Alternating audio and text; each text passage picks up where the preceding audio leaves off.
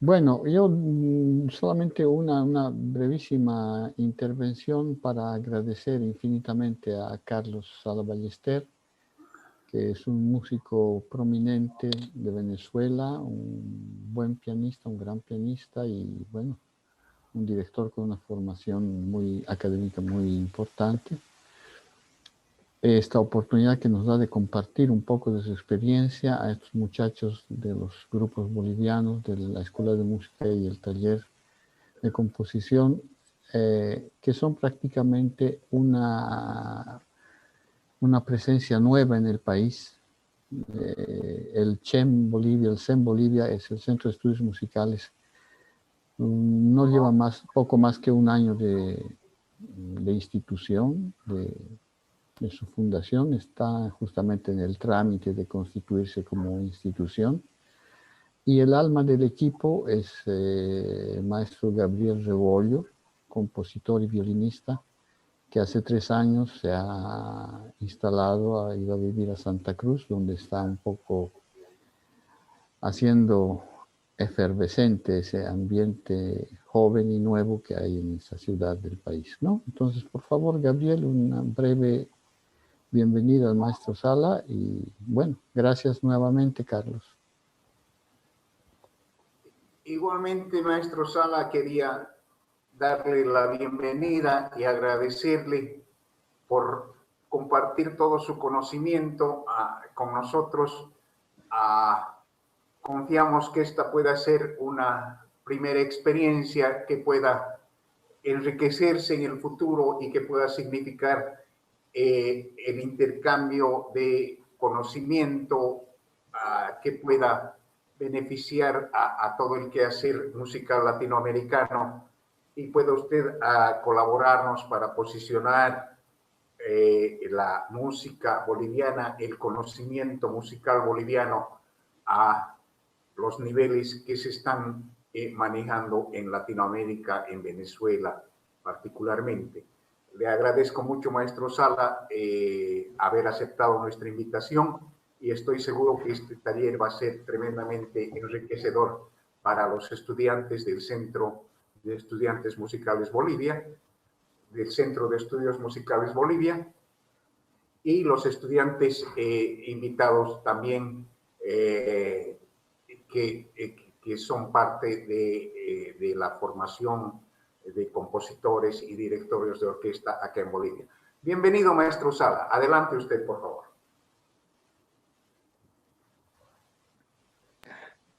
Muchas gracias por las palabras. No sé si José Gabriel tenía algo pendiente para...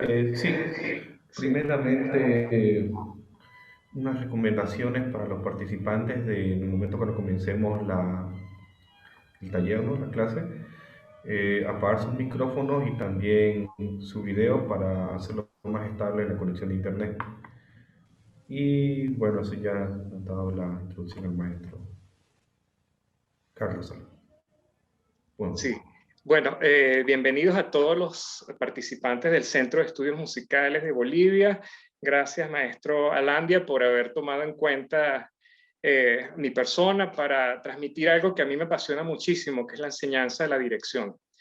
Y por supuesto que haya podido sincronizar este evento de Bolivia con un movimiento similar que está ocurriendo en Venezuela, en la ciudad de Maracaibo, cerca de Colombia, en el estado de Zulia, donde por 3 años y medio también fui profesor de dirección orquestal y aún en condiciones de pandemia, ahora se está procurando reactivar esa cátedra después de algunos años de letargo, digamos.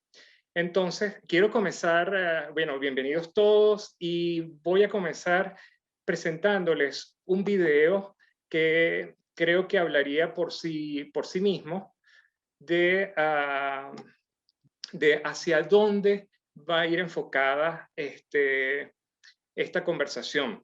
Les puedo adelantar que las ideas de este video están en una versión resumida para esta exposición. Sin embargo, en mi canal de YouTube lo pueden encontrar más completo y la subtitulación la he hecho yo especialmente pensando para los alumnos de mi cátedra de dirección. Y bueno, ahí lo podrán ver otros videos similares a los que compartiré. ¿Ok? Permítanme, voy a compartir la pantalla un momento. Ok, iniciamos. Son 6 minutos de duración.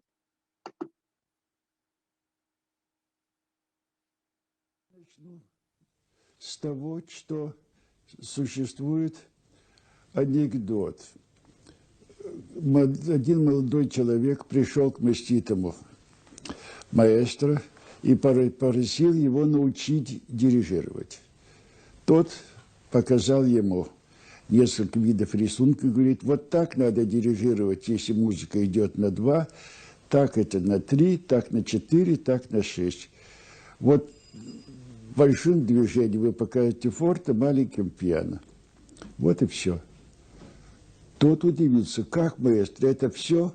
Да, все, только не говорите никому, что это так просто. Другое представление имеется высказывание такого замечательного, авторитетного музыканта, как Рихард Штраус. Он сказал так, то, что искусство дирижирования трудно, это известно. Но надо дожить до 70 лет, чтобы понять, насколько это трудно. В чем же дело? Вот я приведу такой пример. Если мы предложим какому-нибудь музыканту, допустим, скрипачу, не умеющий играть на фортепиано, сыграть какую-нибудь сонату Бетховена или концерт Чайковского и покажем, как это делается. Сможет он это повторить? Нет, не сможет, конечно. То же самое мы, если предложим пианисту сыграть на скрипке, покажем, как это делается, он не сможет повторить. А вот если музыканту показать, как нужно тактировать на несколько размеров, и хотя бы он попрактикуется, 2 недели, не больше, он уже берется дирижировать такими произведениями, как симфонии Малера, Брукнера, Брамса, Чайковского, Шостаковича. В чем же дело? Неужели так просто? Мы видим примеры. Один дирижер дирижирует даже очень ловко, но исполнение оказывается формальным, невыразительным. Его дирижирование не увлекает ни оркестрантов, ни слушателей. Видим другие примеры, когда дирижер буквально творит музыку, иногда даже без репетиций, увлекая и оркестр, и слушателей. Под его руками музыка становится как бы видимой, и слушатель получает большее удовлетворение от того, что он присутствует на концерте этого дирижера и видит все, как делается перед ним эта музыка. И есть дирижеры, которые, оживляя музыку, как бы показывают содержание, образное содержание музыки. И вот это является самым главным в дирижировании. И вот этому-то не учат часто педагоги, потому что их тоже так не учили. Они учат только движением, то есть перенимать внешние формы руководства исполнения, самих движений. Но это то же самое, что передавать сигналами. Вот милиционер, который стоит на перекрестке, показывает, куда нужно направить поток машин. Не больше. Но он не участвует в самом исполнительском процессе. Для того, чтобы заняться дирижерским искусством, нужно быть исполнителем, наделенным особыми качествами. Не просто пианистом или скрипачом, или там еще каким-нибудь специалистом, а глубоко понимающим, прежде всего понимающим структуру самого произведения. То есть как оно создано. Понимать все законы композиции. Это одно. Нужно, чтобы человек был исполнителем особенного качества, чувствовал музыку буквально, можно сказать, всеми своими порами. Настолько, что это будет как-то отражаться в его действиях. Он должен иметь музыкальные представления такие, ну, собственно говоря, какие имел сам композитор, когда он создавал это произведение. И он как бы вторично создает это произведение. Его представления активны, живые, горячие и воздействующие. И вот тогда только его дирижирование становится подлинно волевым и воздействующим. Часто мы видим таких случаев, дирижер даже выразительно дирижирует, он хочет что-то передать. Часто это бывает музыкант, который ничего не учился, но получил возможность что-то дирижировать. И он старается, но оркестранты не могут ничего сделать, потому что он это делает так неловко и неудобно, что им трудно просто играть ритмично. Задача заключается в том, чтобы делать выразительность жеста, создавать выразительность жеста, но не нарушать закономерности, некоторые закономерности тактирования, изменяя в то же время их свойства. Вот это то, что должен по-настоящему педагог показать и что он должен развивать у студента.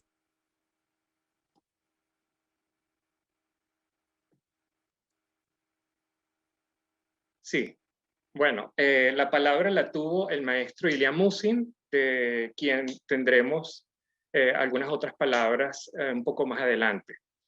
Me pareció que es un buen preámbulo para ver la simpleza con que parece ser vista la dirección y la complejidad con que realmente hay que abordarla.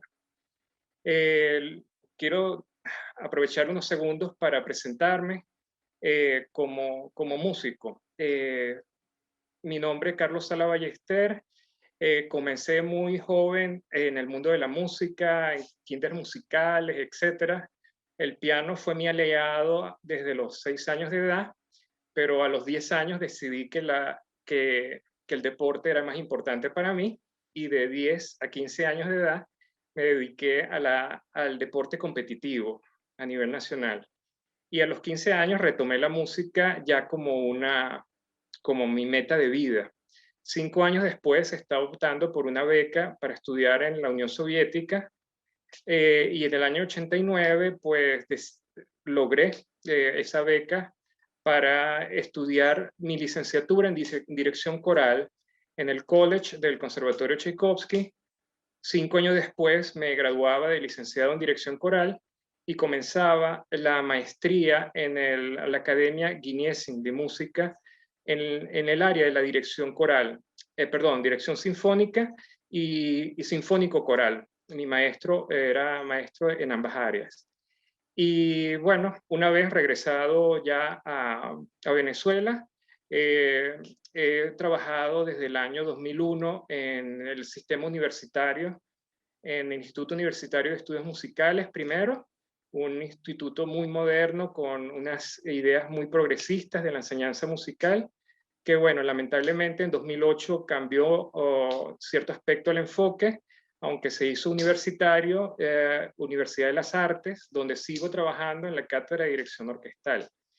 Y bueno, la parte de pianista, si bien no soy pianista graduado, pues es la manera que yo he conseguido para mantenerme musicalmente siempre activo, haciendo trabajos de música de cámara, acompañando a cantantes, ayudando a montar espectáculos musicales, y bueno, es mi principal nutriente musical.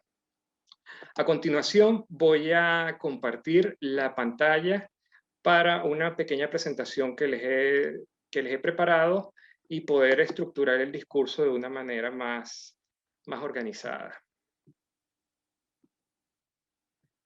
Ok, estoy ya compartiendo mi pantalla. Deben estar viendo en este momento el rostro del maestro Ilya Musin. Un maestro que sin duda dejó una huella enorme en la enseñanza de la dirección, Fue un hombre sumamente longevo, nació en 1903 y falleció en el año 99, justamente el año en que yo regresé de Rusia para Venezuela nuevamente. Y 60 años de su vida estuvieron dedicados íntegramente a la enseñanza. De hecho, él en el año 99 todavía estaba dando clases en el Conservatorio de San Petersburgo. La exposición de hoy tiene que ver, obviamente, con un resumen de mis experiencias como estudiante de dirección, tanto en el área de dirección coral como dirección sinfónica, gracias a mi maestro Vladimir Simenyuk, quien ven a la izquierda, y obviamente las enseñanzas de Ilya Musin, que es una corriente de formación muy importante en este área en toda la Unión Soviética y en Rusia. Trataré de abordar a través de sus pensamientos y sus reflexiones buena parte de su legado.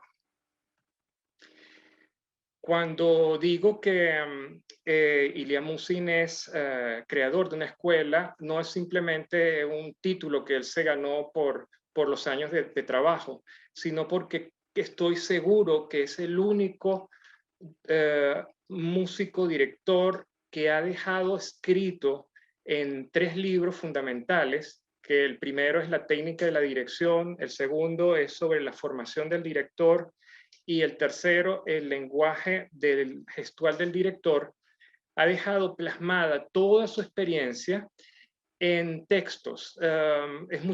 Son muchos los nombres de directores que han hecho carrera, pero la docencia es un elemento complementario. No es el caso de Ilya Musin, quien si bien tuvo una carrera también como director bastante importante, bastante relevante, sin embargo, su entrega fue básicamente en la docencia y gracias a ello podemos considerar de que existe una escuela de dirección con todos los argumentos de formación académica y metodológica.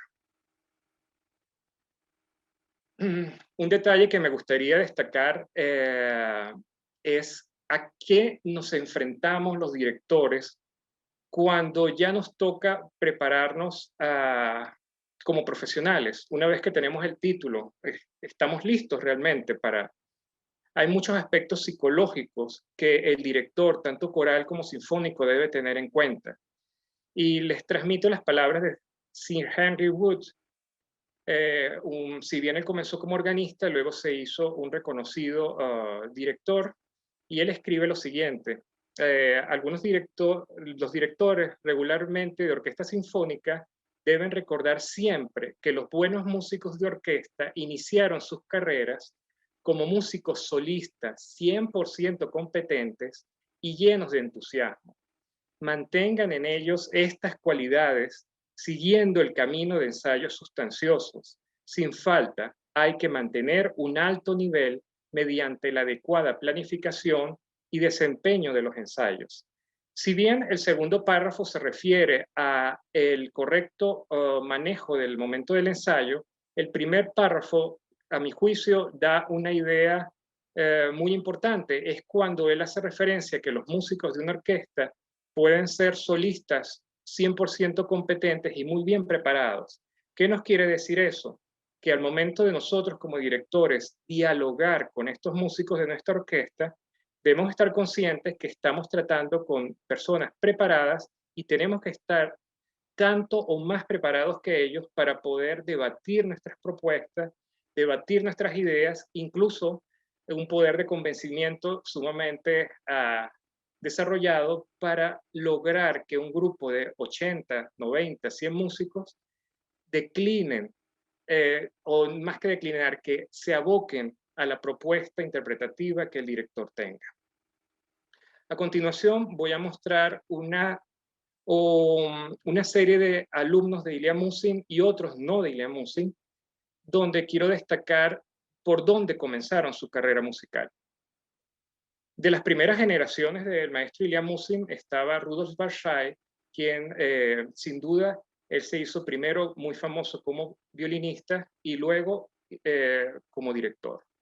Arnold Katz, 40 años, director de la Orquesta Sinfónica de Novosibirsk, que la llevó a uno de los niveles más altos en la Unión Soviética de calidad interpretativa.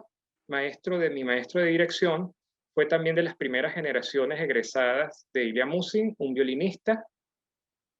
Yuri Timerkanov, quien actualmente es director de la Filarmónica de San Petersburgo, fue el heredero directo de Eugeni Mravinsky, el legendario director amigo de Shostakovich, que hizo tantos estrenos de la música de las sinfonías de Shostakovich. Ustedes lo pueden ver porque es un director muy, muy activo actualmente. También violinista. Vasily Sinaisky, un pianista y que ha hecho una gran carrera, sobre todo en los países nórdicos, Dinamarca, Noruega y, bueno, en Europa también, por supuesto. Simeon Bychkov, uno de mis directores favoritos, él es un director que se formó primero como pianista y director coral, para luego finalizar en la cátedra de Ilya Musin. Durante 12 años fue director de la Orquesta de Colonia, y actualmente es director de la Sinfónica de Checoslovaquia desde hace unos 3 años.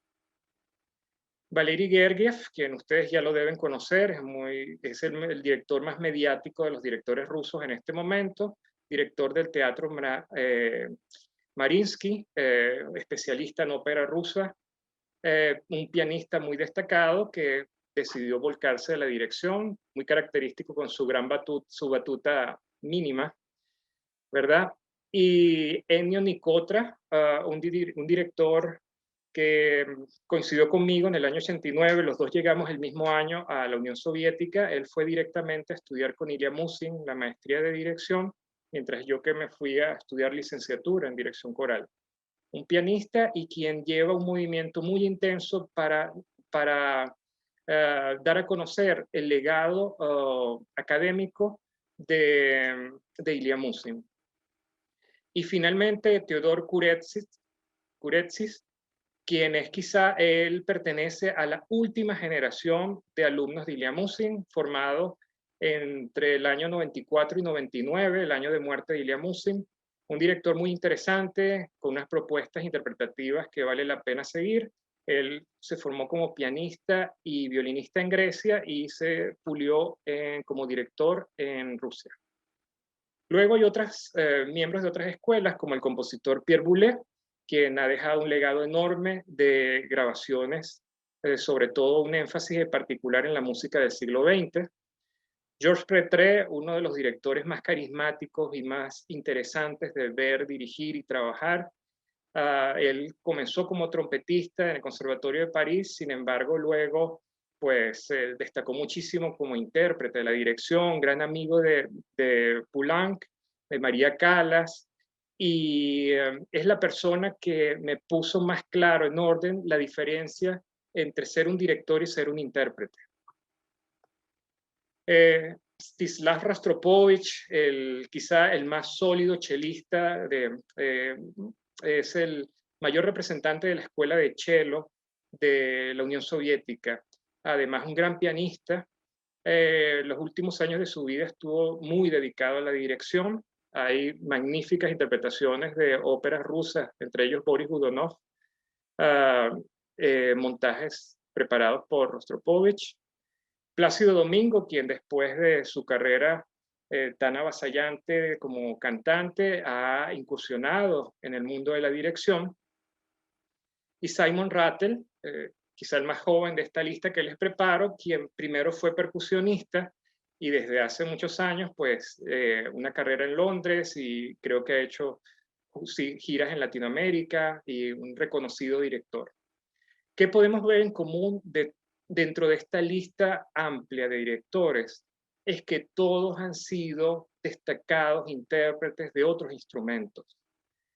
Y la dirección ha llegado en el momento adecuado a sus vidas, en un momento donde no podemos decir que la dirección sea necesariamente un complemento. Yo diría más bien que es una necesidad de transmitir su mundo artístico, sus conocimientos, sus visiones estéticas y darlas a conocer a las orquestas o a los coros, a aquellos colectivos con los que se trabaja. A continuación, quiero destacar, gracias a las personas que trabajaron, que rellenaron las encuestas, destaco 2 detalles que son para mí muy importantes en las encuestas, sobre, por ejemplo, la práctica coral. La práctica coral, no porque yo haya sido licenciado en dirección coral, lo digo, sino porque la experiencia me ha dicho que el dominio de la voz, el control de la voz, la correcta impostación, el correcto fraseo, respiración, al momento de trabajar con una orquesta, simplifica muchísimo el trabajo. De hecho, una melodía correctamente cantada, correctamente fraseada, articulada y afinada, vale más que 1000 palabras en un ensayo, y eso los músicos de orquesta acostumbran a agradecerlo. Me alegra mucho que la gran mayoría de las personas que llenaron la encuesta han tenido algún tipo de práctica coral. A los que no le han hecho, los invito a que traten de participar de alguna forma o quizá tener algunas clases de canto, algo que les permita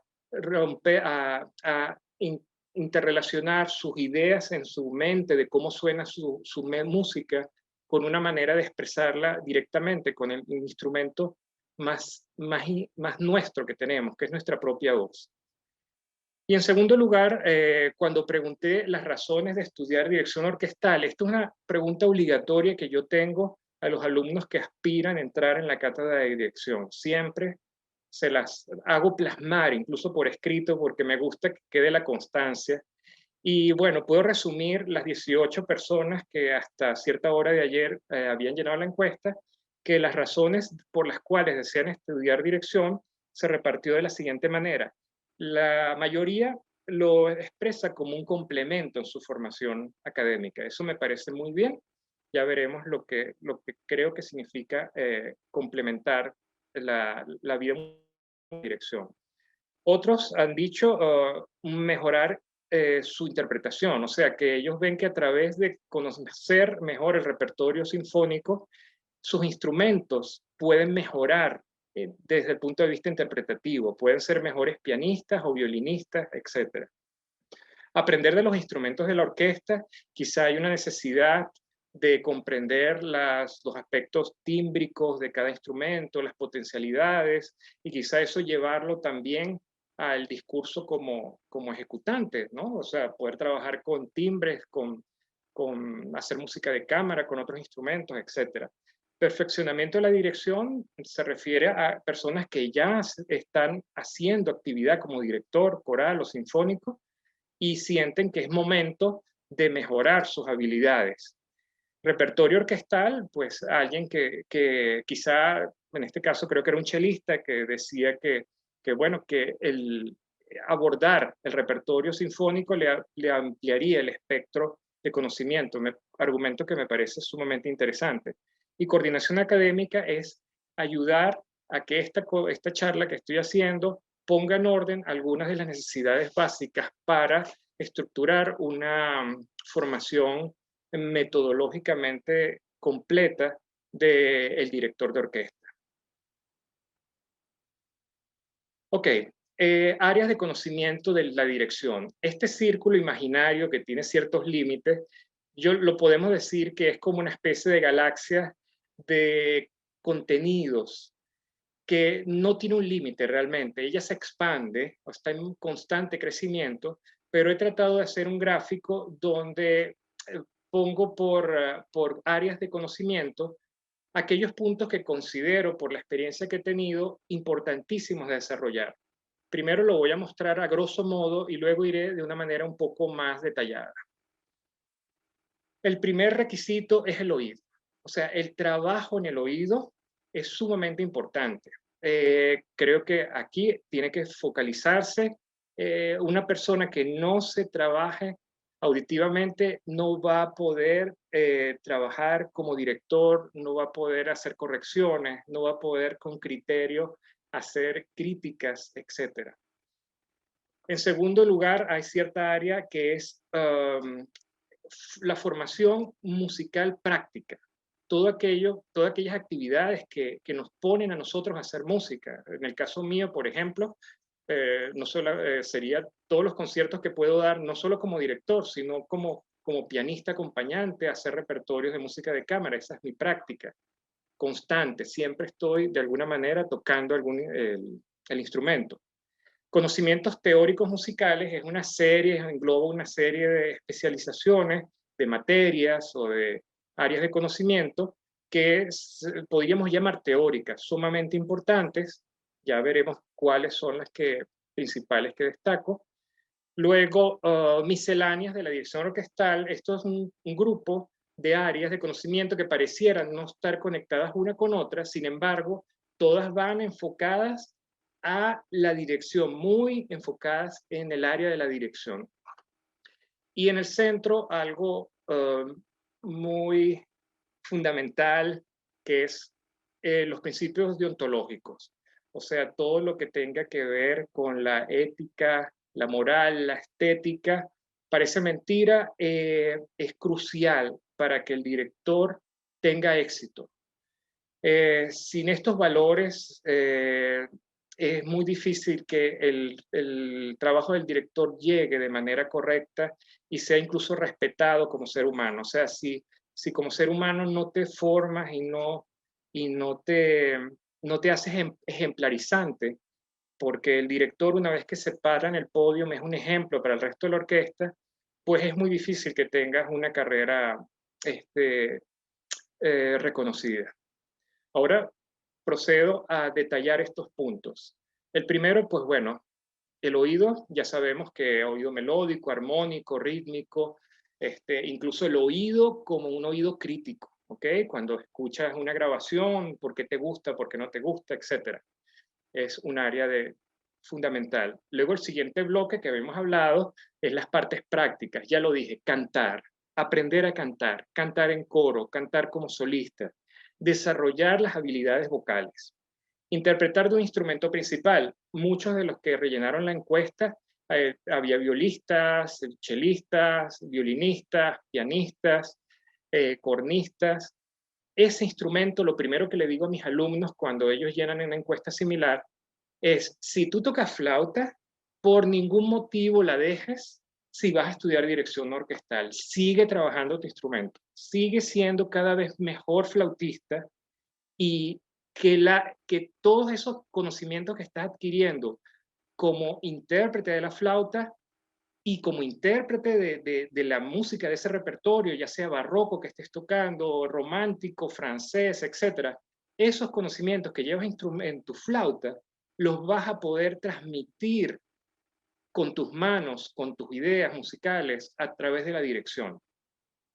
Luego, el estudio del piano. El piano es la herramienta más idónea que se debe contemplar para colaborar en la profundización del estudio de la partitura.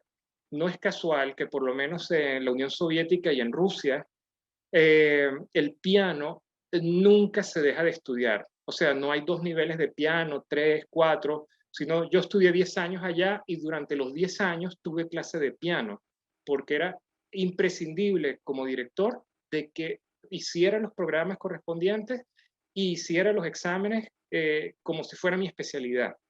Entonces les recomiendo muchísimo que quienes no han incursionado en el piano empiecen a hacerlo, porque es la herramienta más fiel que tenemos nosotros para trabajar, incluso para dar clases luego. La música de cámara es el enlace más directo que hay entre los grupos pequeños y la gran orquesta. Es cuando tú puedes comenzar a hacer dúos con clarinete, con cello, entender cuáles son las habilidades del instrumento, cómo suenan tímbricamente mezclados con otro instrumento. Y la música de cámara para el director es como que te ayuda a entender la psicología del instrumentista y las habilidades de cada uno de los instrumentos. El siguiente área teórica abarca, obviamente, pues la literatura musical. Es un área súper importante. Yo hice incluso una pregunta de la encuesta, iba directo a la literatura musical. Es, por ejemplo, entender, también mis evaluaciones comienzan con, pongo unos 6, 7 ejemplos musicales a sonar 1 minuto. Ejemplos muy, muy usuales. Por ejemplo, puedo poner el Gloria de Vivaldi, Mesías de Händel, Sinfonía 40 de Mozart, tercera de Beethoven, etcétera. Si el alumno que quiere estudiar dirección no me reconoce qué obra es, o por lo menos no me reconoce el estilo de esa música que se está estudiando, normalmente les digo que no inscriban la materia el semestre, sino que pulan esos detalles y un semestre después volvemos a vernos, porque el repertorio hay que cada vez dominarlo más. Afortunadamente en nuestra época es muy sencillo, es un clic, un MP3, un audio de YouTube y tienes al alcance interminable cantidad de interpretaciones, cosa que en mi época no era así. La organología es la comprensión de la estructura, de las posibilidades de cada instrumento. Y hay muchísimos métodos, sobre todo en inglés, pero también hay algunos que se han publicado en castellano, traducciones. Es un área que el director de orquesta tiene que comprender. No puede exigir a un trompetista, a un tubista que toque 1000 veces un fragmento, no puede pedir ciertas dinámicas en ciertos registros a la flauta, ni ciertas velocidades imposibles para un fagote, etc. Si no conoces la organología, pues puedes caer de mal manera a algunos de tus solistas pidiéndole cosas imposibles.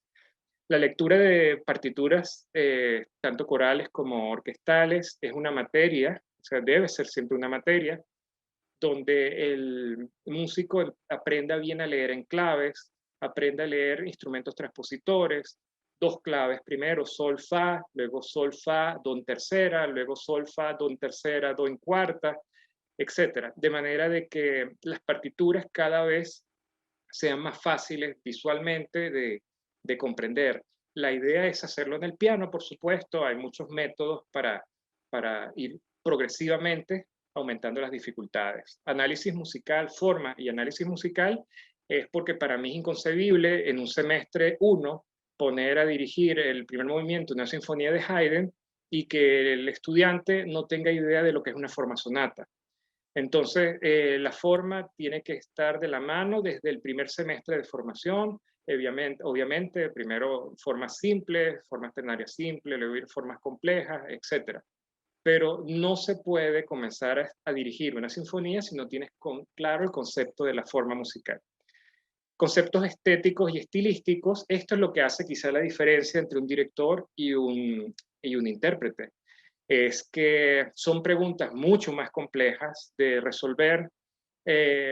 Hay diversidad de criterios de cómo abordar estéticamente o estilísticamente una obra, pero ahí está la erudición del director de cómo haces para convencer a tus músicos que se vayan hacia un estilo de interpretación. Ya sabemos que desde los años 50 del siglo XX, toda la cuestión estilística, sobre todo en la música barroca, ha sido cada vez más explorada y hay muchísimos tratados modernos de cómo aproximarnos a ese tipo de interpretación. Lo mismo pasaría con la música del siglo XXI, que ha generado su propia estética y tenemos que actualizarnos y saber cómo interpretar la música nueva. Y la investigación es lo que ocurre en el momento que nos dicen o que decidimos abrir una partitura para un concierto. Tenemos que amar esa partitura, investigarla desde todos los costados y eso es un proceso de investigación. Realmente es como si cada vez que vamos a hacer un concierto estuviéramos haciendo una tesis o un trabajo especial de grado para defender y entender por todos los costados cuál es la obra que nosotros vamos a enseñar. El siguiente área de las misceláneas, pues bueno, tenemos la pasión por las artes. La música, por sus características de no ser un arte tangible, ¿ok? No lo podemos tocar con nuestras manos, no la podemos ver con nuestros ojos, solamente las podemos escuchar y es muy efímera. Ella se desvanece en el tiempo, aunque nos deja una huella emocional. ¿Qué ha hecho que esa condición de la dirección recurra muchísimo a terminología de otras artes y cuando nosotros, por ejemplo, usamos palabras como textura, textura nos viene de la plástica, donde nosotros podemos hablar de acentuaciones, de sonidos bruscos, etcétera, texturas polifónicas o homofónicas, nos habla de un tejido, ¿cierto? Cuando hablamos de colores, también hablamos de ideas pictóricas, etcétera. Y si nosotros conocemos las características de las distintas áreas, es muy probable que podamos explicar más directamente, más concienzudamente, el hecho de la música que estamos deseando. La metodología de ensayo es el secreto de tener éxito. Puedes tener muy buenas ideas musicales, pero el método de ensayo incorrecto y tus músicos no perciben tu oferta, no logras convencerlos, no terminan de ir contigo. No es una cuestión aleatoria llegar a un ensayo hay que programarlo como si fuera un concierto cada vez que vas a la sala de ensayos. La versatilidad gestual es una condición a veces se nace con esa versatilidad gestual. Hay gente que llega a la clase de dirección con una plasticidad, una elasticidad o una relación sonido-movimiento muy clara, y a veces hay muy poco que decir en eso. Así como hay casos que hay que ir en contra de su propio cuerpo para poder dirigir. O sea, hay que reeducar al cuerpo, reeducar la postura, reeducar la musculatura para que tus ideas sean gestualmente bien explicadas.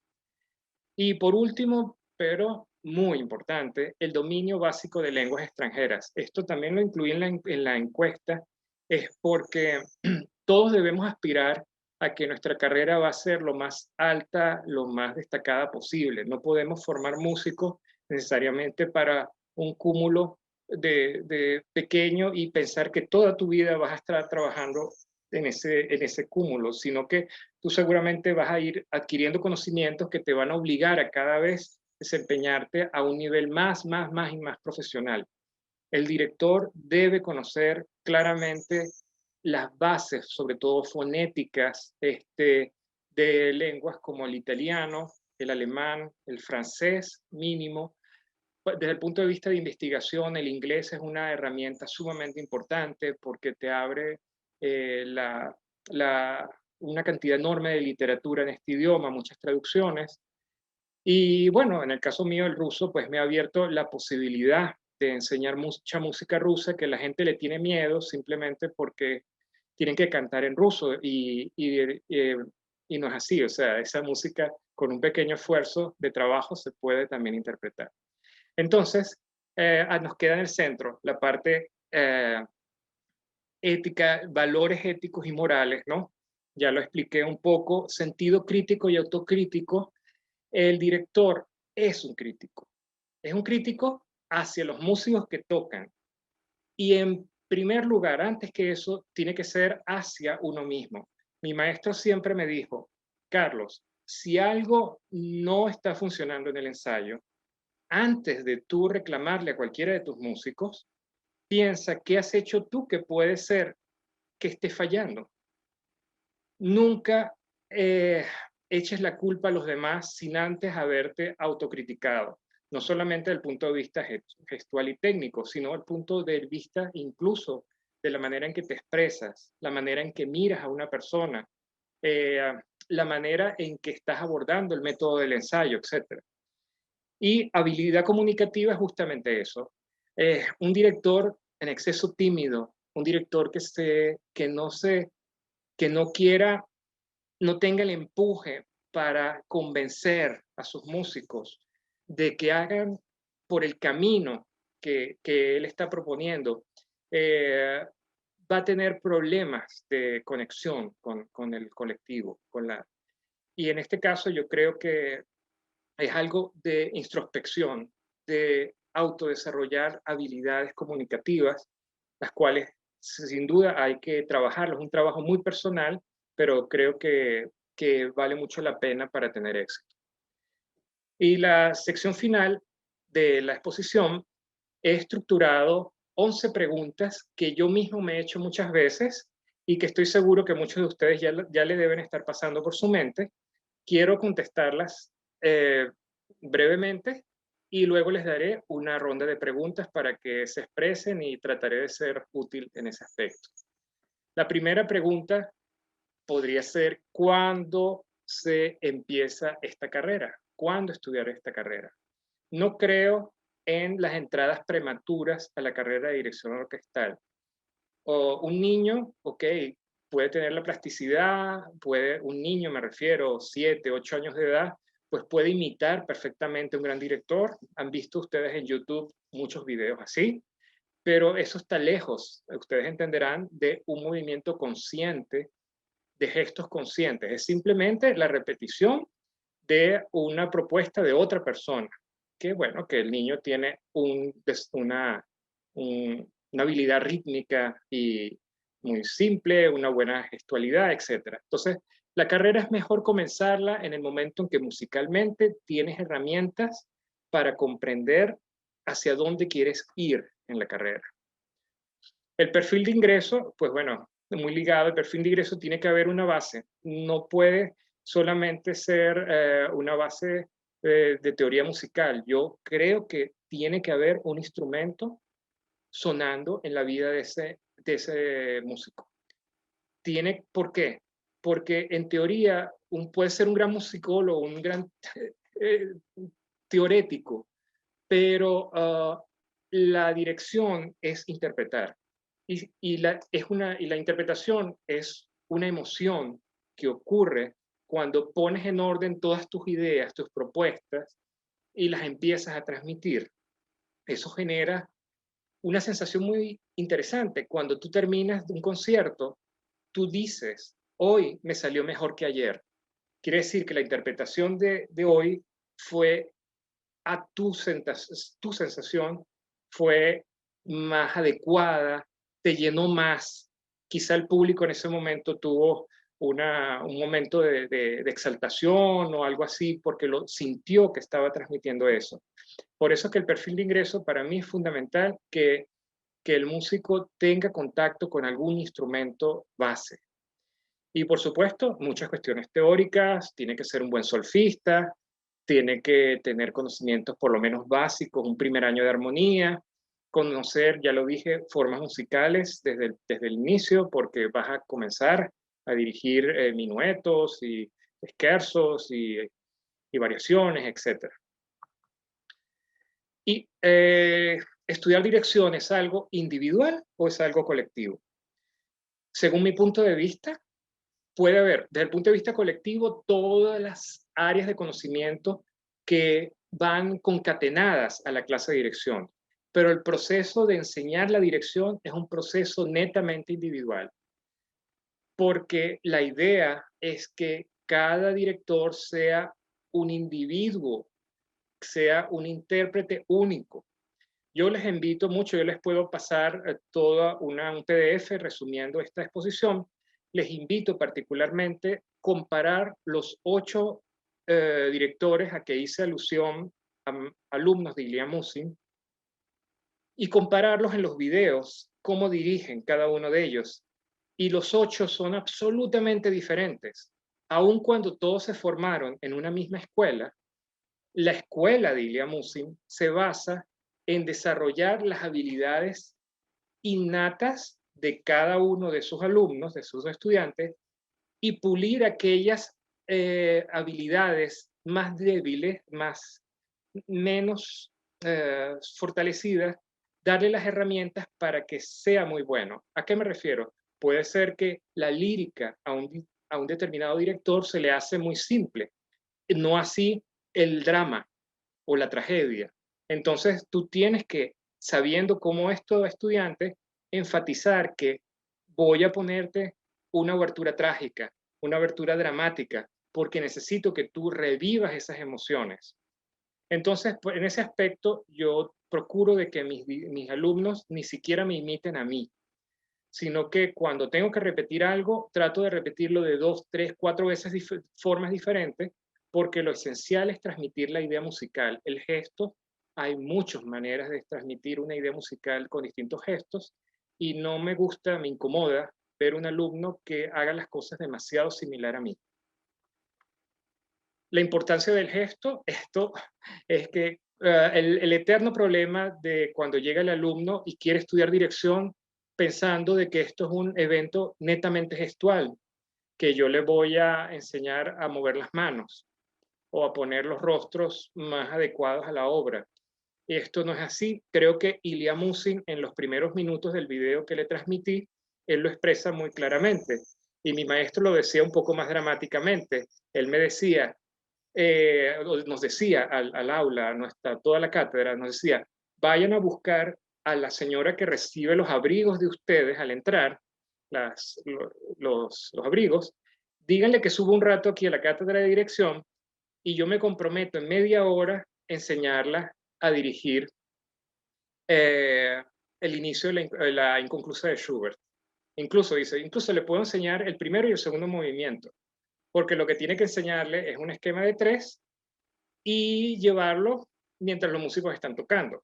Entonces, quiero decir que el aspecto gestual, incluso desde el punto de vista de la metodología del preparar un ensayo, es el último elemento al cual se recurre. Sin todos 6, 7 pasos previos de profundización en la música, el gesto no se debe determinar. El gesto es el resultado de la idea musical, y la idea musical viene primero, la idea de la interpretación viene mucho primero de cualquier gesto. Entonces, la importancia del gesto es crucial. Un mal gesto los músicos no te lo van a entender, pero la clase de dirección no habla de gestos, habla de comprender la música. El estudio de la partitura es la esencia, es el centro del problema de la dirección.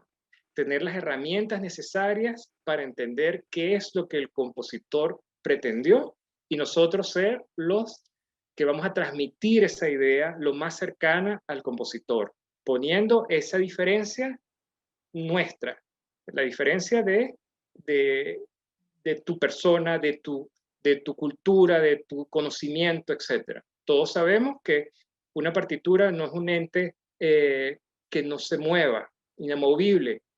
Tú hoy diriges la primera sinfonía de Beethoven de una manera, 20 años después la vas a dirigir de otra manera. La partitura es la misma, pero tu acercamiento es otro. El repertorio es crucial en cualquier instrumento, no solo en la dirección. Poner el repertorio equivocado al iniciar una especialidad puede deprimir y matar al estudiante. Un pianista que se le empiece a exigir repertorio equivocado, lo más probable es que le causas lesiones, que lo desmotives y que termine por dejar la carrera. El repertorio en la dirección sinfónica es algo progresivo. A mi juicio, siempre comienzo con las orquestas más simples, las orquestaciones más sencillas, grandes obras, por supuesto. Hay que tratar de dar a conocer la música por música de mucho valor. Hay que conocer, si bien la música barroca no merita un director de la misma manera que la música clásica o romántica, pero la música barroca encierra muchísima enseñanza y procuro introducir la música barroca, aunque la técnica y la dirección del barroco es otra, es diferente al clasicismo, es diferente al romanticismo. Obviamente mi compositor favorito para enseñar la dirección en la primera etapa es Joseph Haydn, las sinfonías de Haydn. El trabajo en clase tiene que ser un trabajo obviamente siempre de alto nivel de exigencia, siempre de interpretación, siempre pensar que no es el gesto lo que estamos trabajando en la música. ¿Cómo lo hacemos? Lo hacemos ideal, es una carrera cara en el aspecto de que tienes que tener a tu disposición por lo menos 2 pianistas, o por lo menos un pianista, si no tienes otra herramienta, tener 1 o 2 pianistas que te permitan ilustrar la música. Según nuestro criterio, mi criterio, la dirección hay que aprenderla con sonidos en vivo. Alternativas audiofónicas, justo a esto me refiero. Hay opciones, digamos, de para qué sirve una grabación. La grabación es muy interesante cuando nosotros queremos comparar interpretaciones, pero no es una herramienta de estudio de gestos. Eso, estudiar con una grabación es sumamente es contraproducente, porque el director debe acostumbrarse a ir a una velocidad diferente a la que ocurre el fenómeno sonoro. Quiero decir que el director siempre va a ir adelante considerablemente en el tiempo, mientras que los músicos van a ser un reflejo retardado de aquellos gestos y propuestas que hace el director. Esto yo lo comparo en clase cuando en natación olímpica, por ejemplo, o en atletismo, está quien dispara el revólver para que en ese momento arranquen todos los competidores simultáneamente. Pues ustedes entenderán que ese arranque es antes, y esos son los gestos que proponemos, nuestras respiraciones, nuestras miradas, etc. Y ese fenómeno se practica y se tiene que trabajar muchísimo porque obliga a tener dos audiciones en paralelo, la de la audición tuya interna y la audición crítica de lo que está tocando la orquesta. Y es como estar oyendo dos orquestas a la vez, la ideal y la que te suena. Eso no es simple, no es para nada complejo, no es para nada simple. Y más si tenemos una orquesta numerosa. ¿Para qué nos sirve una grabación? Para comparar interpretaciones, pues nos sirve mucho para seguir instrumentos, ver formas de fraseo, comparar niveles de balance, calidades de ecualización, etc. Pero nunca recomendaré una grabación para estudiar una partitura. Si la quieres oír, óyela, pero no muevas las manos. Dirigir o interpretar, hay una diferencia a mí clara. Georges Prétré, el director francés, él una vez en la Deutsche Welle, de una entrevista maravillosa donde él, tomando vino en un restaurante, dejaba claro que él se consideraba un intérprete y no un director, porque un director, digamos, es la persona que logra coordinar simultáneamente, todos dar en un mismo ritmo, dar las entradas correctas, avisar cuando hay un diminuendo, marcar un acento. Un intérprete es el que todas esas cosas las hace en función de una idea suprema, una idea única. Y eso me quedó muy claro cuando iba a las salas de concierto a ver algún concierto, porque el público, por lo menos el público ruso, es muy culto, muy cultivado. Y cuando ellos iban a ver la interpretación de tal director. Ellos, por ejemplo, qué sé yo, la sexta de Tchaikovsky, un hito en lo que es la música rusa, incluso para los rusos, ellos siempre iban y decían, quiero saber cómo tal director va a hacer la interpretación de esa obra. Porque la obra se la sabían completa. Lo que les interesaba era la interpretación, la propuesta, la nueva visión de ese músico. Penúltima pregunta, del aula al campo profesional. Esto es el gran shock que tenemos cuando nos entregan el título o cuando dejamos nuestros estudios, nos consideramos ya preparados y nos toca llegar al campo profesional. Es sumamente complicado. La realidad es que a veces no nos preparan para ser administradores de una orquesta, coordinadores, atrileros, transcriptores de partituras, arreglistas, una cantidad de realidades que el director tiene que aprender en el camino. Ser incluso imagen de una orquesta, promocionar tus propios proyectos, es muy complejo, pero hay que tenerlo en cuenta. A veces puede causarte un colapso y decir prefiero ser cocinero y todo esto no lo sé manejar.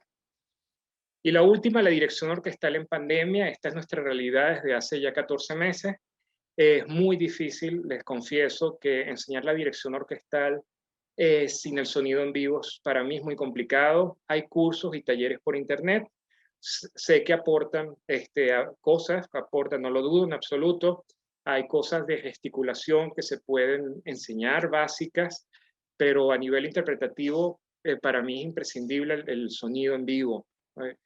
Sin embargo, bueno, yo he puesto a mis alumnos a leer, a indagar, a comparar interpretaciones, a hacerse mejores músicos en general, y creo que cuando regresemos a la normalidad, a la nueva normalidad, pues se puede seguir trabajando profundamente en la dirección.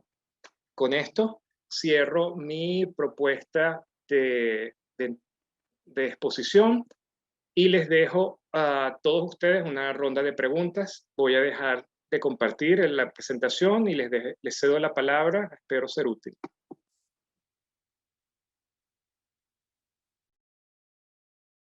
Gracias, maestro. Están habilitados los micrófonos para los que quieran, digamos, unas preguntas con el maestro o levantar la mano y seguir en orden. Buen día, maestro Carlos. Voy a habilitar mi cámara. Ahí está. Buen día. Yo tenía una pregunta. ¿Cómo determinas la característica estilística de alguna obra latinoamericana? Sí, primero que todo la investigación. O sea, yo creo que es un proceso largo, es un proceso que puede tomar incluso años. O sea, por ejemplo, me gusta siempre hablar de la experiencia personal, porque es con la que yo más me entiendo. Cuando yo regresé de mi formación académica en Rusia, sentí que mis 10 años de formación, por mi edad y por mi energía en ese momento, no había profundizado mucho en la música venezolana. O sea, yo me fui con conocimientos de música venezolana, pero por nada, o sea, puedo decir que yo regresaba siendo mejor músico de intérprete de la música venezolana. Y qué ha ocurrido es que cuando llegué aquí tuve que empezar con paciencia a conocer los compositores que había, las obras que proponían. Y creo que, bueno, en estos 20 años he aprendido algunas cosas. Si yo tengo que abordar la música de cualquier estilo latinoamericano, pues tengo que ahondar en ese país y obviamente en el compositor, porque son como niveles de profundización. Siempre ir de lo macro hacia lo micro. Primero tengo que ubicarme en el país, en la cultura, en la época, y cada vez ir bajando hasta llegar al compositor específico que voy a dirigir y finalmente la obra de ese compositor que voy a tratar de comprender. Entonces, yo no creo que la parte estilística de Latinoamérica sea un abordaje diferente a cualquier de otro país. Simplemente hay que bajar a la realidad de ese compositor y de esa época y de ese mundo y empezar a comparar eso con tus conocimientos previos, o sea, con aquellas herramientas que tú posees y bueno, seguramente vas a encontrar mucha interrelación con otros compositores de tu país, por las escalas, los modos que se usan o algunos ritmos que son variantes de asimilación de europea, etcétera. No sé, puede haber un entramado muy interesante. Entonces, creo, en resumen, investigar, hacer como digo yo, una tesis referente a lo que vas a... Lo que sí te puedo recomendar es que una vez fue a visitar, fue a dirigir Kurt Masur, un eminente director de Alemania Oriental en aquel momento, de la Concertgebouw. Y Kurt Masur dio una clase abierta, perdón, dio un ensayo abierto y hubo una ronda de preguntas y le preguntaron un chico, le pregunta que cuál era su compositor favorito y Kurt Masur respondió que el compositor favorito es aquel que le toca interpretar. Y lo mismo diría aquí en tu pregunta, o sea, si te vas a involucrar a interpretar una música latinoamericana, pues en ese momento tu prioridad es comprender la música latinoamericana para hacerlo lo mejor posible. Y a esta pregunta también me gustaría preguntarle otra cosa. ¿Cuánto de porcentaje pone de su personalidad, de su visión estilística en una obra. Sí, no es tangible, no es tangible. Sabemos que hay cosas que están plasmadas en las partituras muy claramente. Hay compositores que son muy detallistas en su partitura y hay compositores que son muy escuetos o simplemente porque por la época no se acostumbraba. O sea, ver un Urtext de Bach es muy diferente a ver un Urtext mahleriano, porque en Mahler todo te va a quedar mucho más claro. Eso no quiere decir que en Mahler tú no puedas tener licencias, ¿no?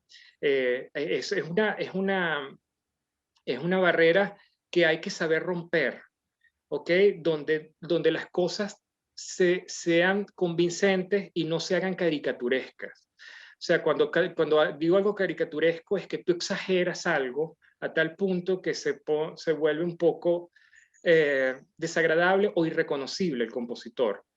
Entonces creo que cada época hay un marco del cual tú debes tratar de mantenerte y hay un límite que, como te digo, es muy relativo. Quizá, o sea, yo diría, si me pones un porcentaje en la música barroca, tomamos al gran Bach, agarras un Urtext y tú te vas a dar cuenta de que tu margen de maniobrabilidad es mucho mayor. O sea, tú vas a poner más de ti sabiendo cuestiones de ornamentación que están en tratados, sabiendo cuestiones de tempo, de registros, de trabajo de dinámicas que existen ya, que tú los debes conocer y respetar.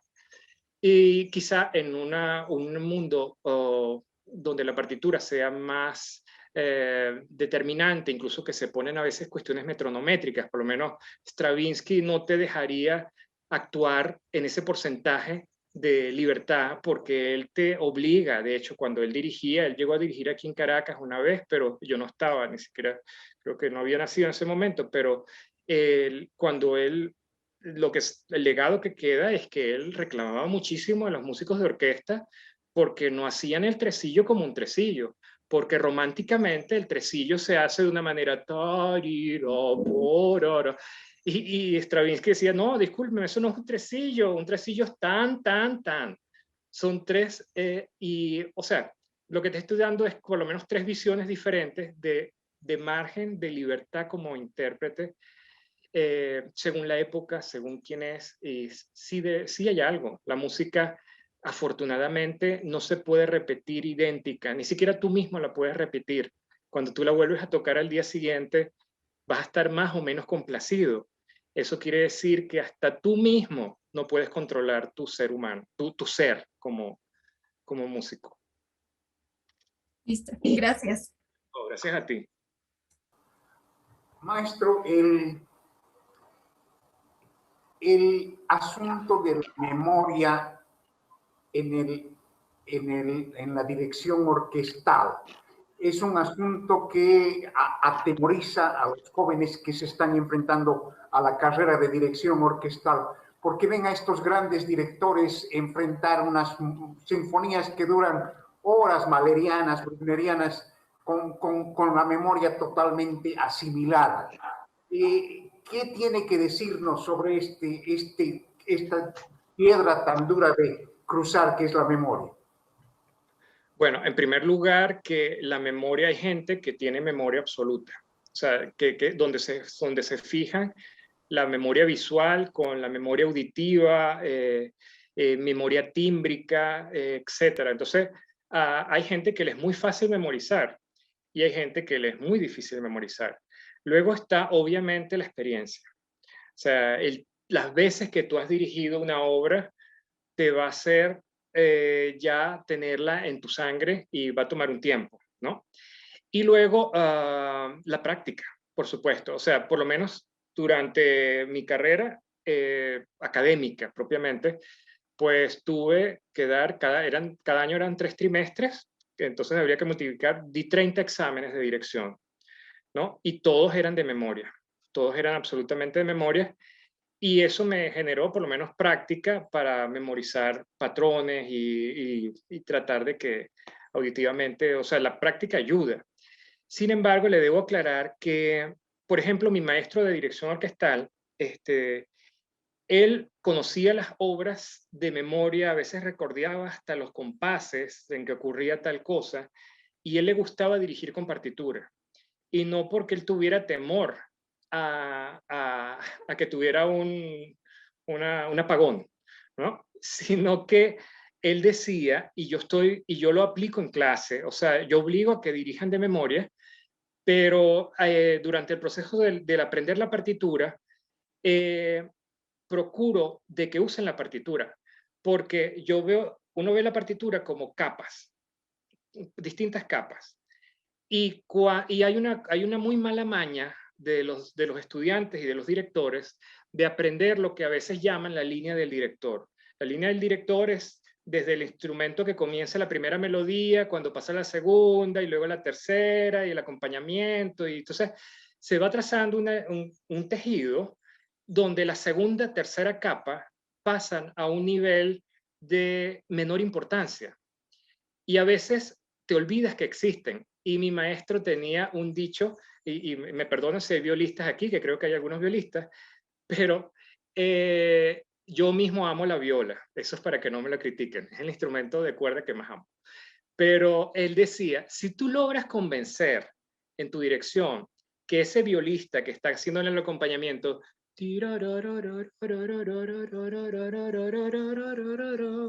¿no? Si tú logras que él lo haga hermoso, tú te has ganado toda la fila. O sea, lo que quiero decir es que para eso la partitura, verla, ayuda muchísimo a que no exista un plano secundario en la dirección. Entonces, yo siento que uno debe tratar de memorizar la partitura, si es verdad, no es un reto final de que con la partitura eres mejor director que sin la partitura, tú no la vas a estar viendo compás a compás, es una cuestión de verla por arriba, recordar algún momento o algo que le dijiste al músico el día anterior y tú lo marcaste que sin falta tiene que entrar un poco antes, que le vas a dar la entrada con cierta anticipación, etc. Eso es verdad. Sí hay que reconocer, y por eso obligo a mis alumnos a dirigir de memoria en el examen, es que hay mayor libertad. O sea, hay una libertad de expresión que no la tienes si tienes que estar pendiente de la partitura de alguna u otra manera. Entonces, en resumen, creo que son esos puntos. O sea, por un lado lo innato, por otro lado la experiencia, por otro lado la partitura como una herramienta de conocimiento profundo del material, no dejar voces secundarias, voces, o sea, si es una gran obra, no existe elemento superfluo, ¿ok? Si la obra es grande, toda nota es importante, toda nota tiene que ser cuidada. Y bueno, y finalmente, pues bueno, sí hay libertad y hay que tratar de llegar al momento en que te molestará la partitura, no la querrás ver, no querrás voltear la página en la mitad de un gesto en particular porque necesitas las dos manos, etc. Entonces, ese es mi consejo sobre la memoria.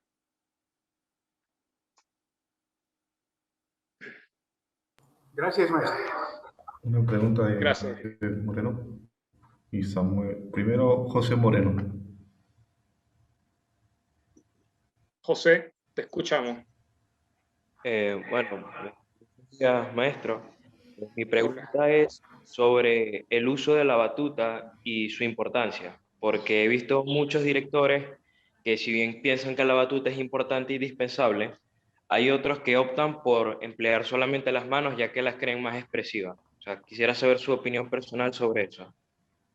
Sí, sí. Yo comienzo enseñando sin batuta. Por la razón es muy sencilla. Claro, aquí no me ven completo, pero en la dirección interviene todo el cuerpo, ¿ok? Luego, si nos vamos un poco hacia los brazos, empiezan a intervenir amplio, vuelvo de lo general a lo pequeño, ¿ok? De lo macro a lo micro. Después de todo el cuerpo, la posición correcta de las piernas, del cuerpo, del rostro, etcétera, empiezan a influir las articulaciones, o sea, el hombro, ¿ok? El codo, la muñeca y los dedos. Todas, según la partitura, según el momento que tú estés dirigiendo, tú debes saber cuándo utilizar un área de tu brazo o no, o de tu cuerpo mejor.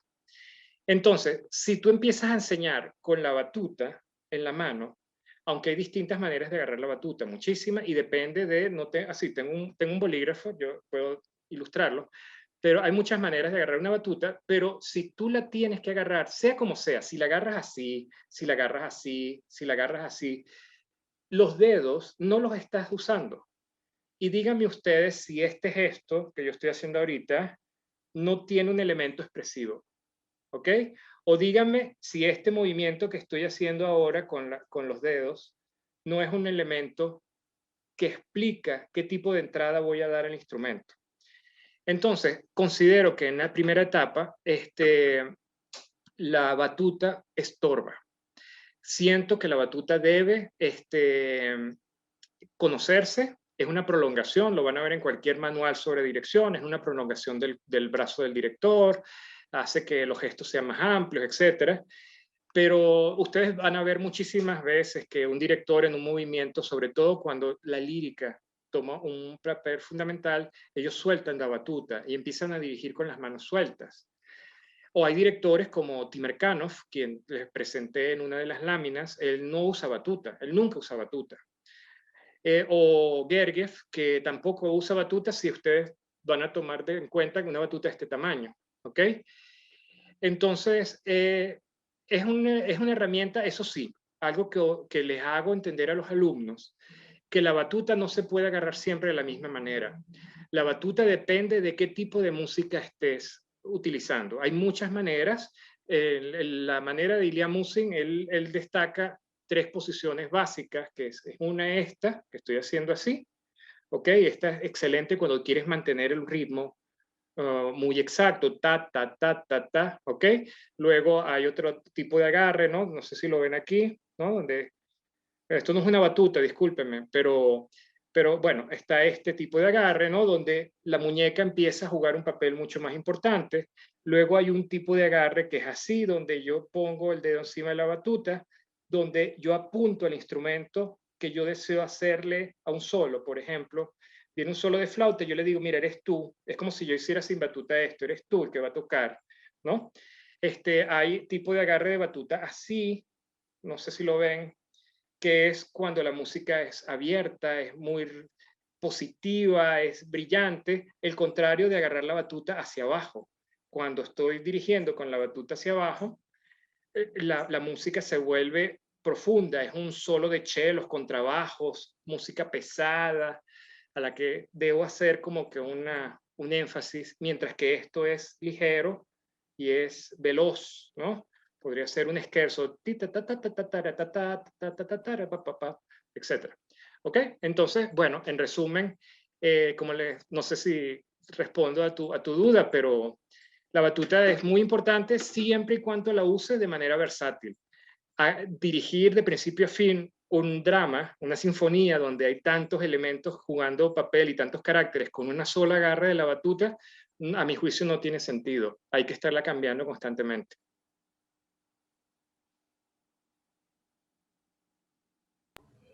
Gracias, maestro. Ahora sigue Samuel Pineda. Samuel, a ver si te escuchamos. Buenas, profesor. Disculpe, es que se cayó la llamada. Dime.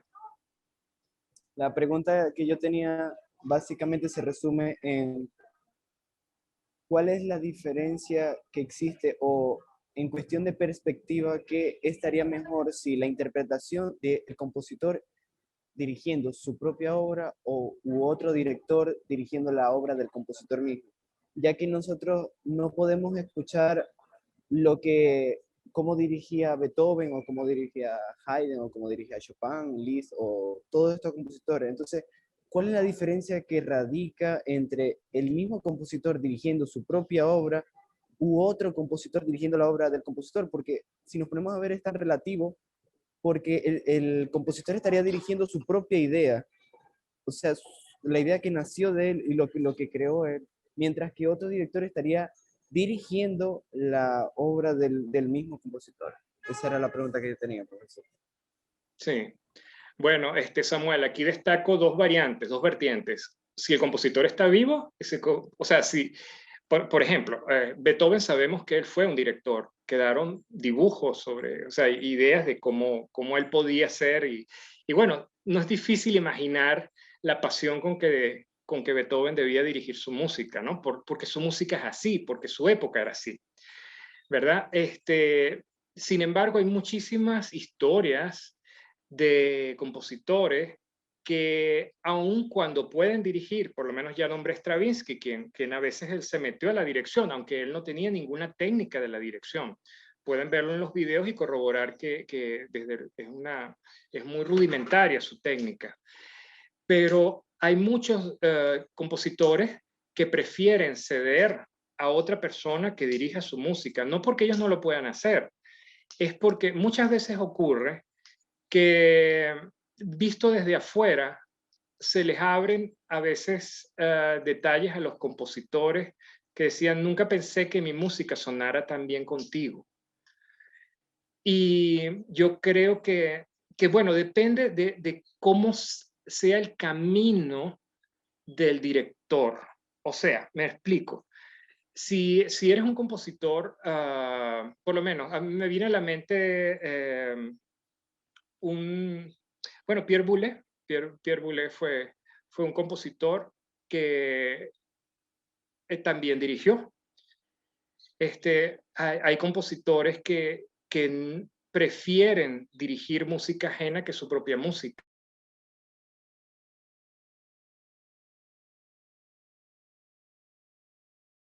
Pero quizá depende mucho de cuál sea la experiencia de ese compositor en el área de la dirección. Si ustedes recuerdan la tabla que les compartí, hay muchos elementos que juegan un papel importante para tener éxito con una orquesta.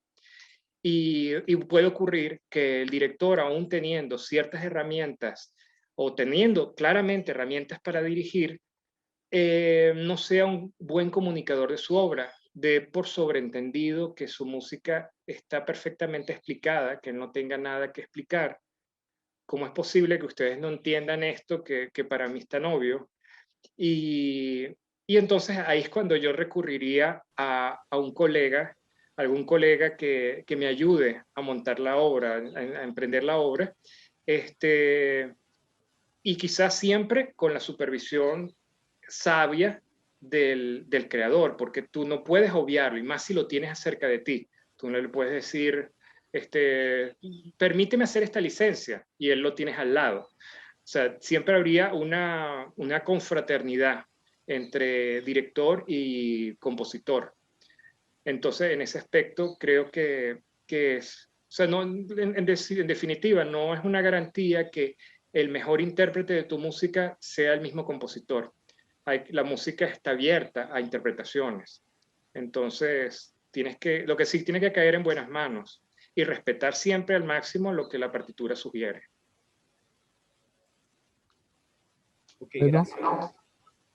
Sí, sigue el maestro. No, simplemente corroborar las palabras de Carlos y aclararle a Samuel una cuestión desde el punto de vista de una persona que escribe música. Yo creo que la partitura no es para el compositor en todo caso, no es un fin, no es una finalidad, más bien es una referencia. Porque el momento que uno termina la obra, ya esa cuestión se fue. Entonces el músico, el intérprete es el que se adueña de la obra, obviamente dentro de ciertos márgenes, pero recrea la obra desde su punto de vista. Y yo creo que esa es un poco la magia de la música, ¿no? Porque repetir lo mismo de una manera fija sería criminal. Uno acaba matando la obra, ¿no? Entonces, el intérprete no creo que debería... Sí, obviamente, en la parte que se refiere al estudio de la obra está un poco todo involucrarse con la obra y con el compositor.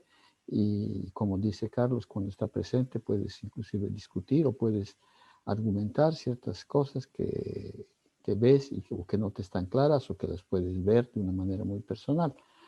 Pero el compositor nada más pues tiene que dejar su criatura que cobre su propia vida, ¿no? Es muy estéril eso de pensar que la obra tenga que ser hecha de la manera que el compositor la haya pensado. Si un compositor hace eso, se está cortando las alas y ya, ¿no? Esto nomás. Gracias, maestro, por supuesto.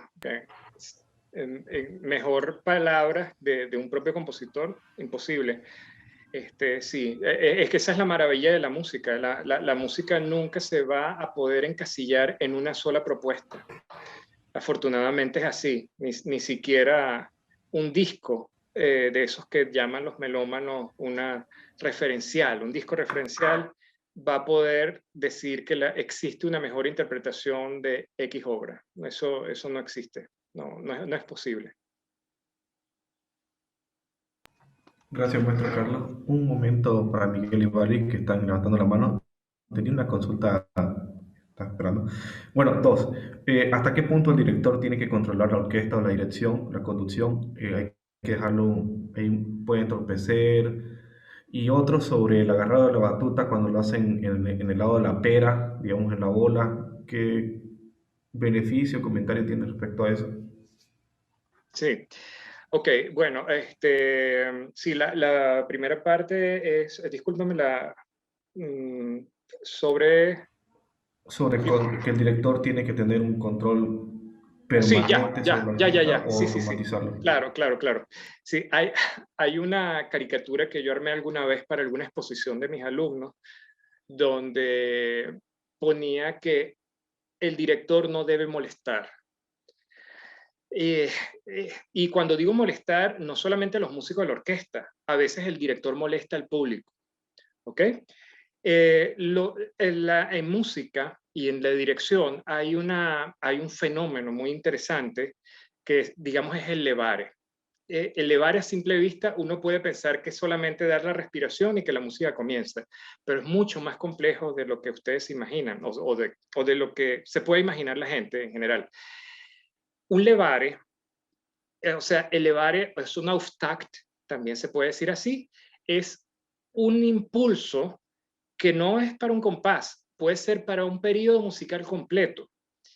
Si un levare está bien hecho, el director puede dejar de dirigir por un buen rato y dejar que la inercia del levare o del Auftakt funcione solo. Yo recuerdo la obertura, por ejemplo, Ruslana de Ludmila, haberla visto solamente tocada con un levare, el levare inicial. Un director que vino de San Petersburgo a dirigir a Moscú. Él dio tan, ta, ta, tan, ta, ta, tan, pam, pa, pa, pam, pa, pa, todo eso lo daba con la cabeza, sin las manos, y básicamente una vez que arranca, fue la orquesta sola, y no es porque la orquesta estaba tocando solo, él estaba presente con su cuerpo, con ciertos movimientos simplemente de hombro, de tensión, de cabeza, que decía que él estaba cuidando todos los detalles. O sea, ese es un excelente ejemplo para demostrar que la música, si la inercia está activa en el gesto del director, hay momentos donde tú te puedes relajar, de hecho es atormentante, un movimiento que dura 15 minutos, que el director no haya descansado nunca. Eso es como cualquier instrumento. Aunque toques piano, si tocas piano, tú sabes perfectamente que hay un momento donde tú requieres dejar relajar tu musculatura para comenzar el siguiente frase. Y lo mismo pasa en la dirección. O sea, la dirección es dar y dejar tocar. Dar y dejar tocar. Y además de que es sumamente agradable para el músico del atril, el músico de la orquesta, es decir, no todo el tiempo estoy sometido a la dictadura gestual de este director. Él ya me explicó en los ensayos cómo lo debo hacer, él ya me marcó en la partitura aquí que tengo que comenzar con puntas, él ya me dijo que este acento no está marcado, déjame en paz que yo lo hago por ti.